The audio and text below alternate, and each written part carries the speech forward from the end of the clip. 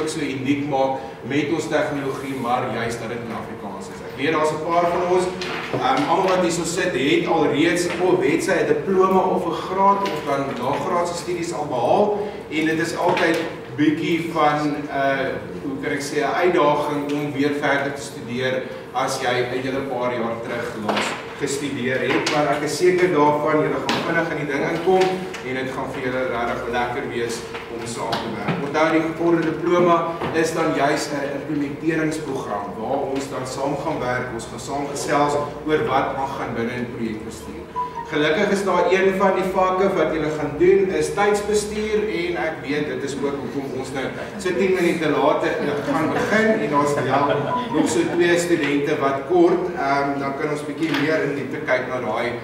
vak, dat ons kan sorg dat ons betyds kan wees vir klasse en so voorts. Reg, hoe vandag ook gaan verloop, ek is seker elkeen van julle het 'n jaarprogram ontvang, wat vir julle die tydskedule gaan gee, hoe ons dit gaan doen.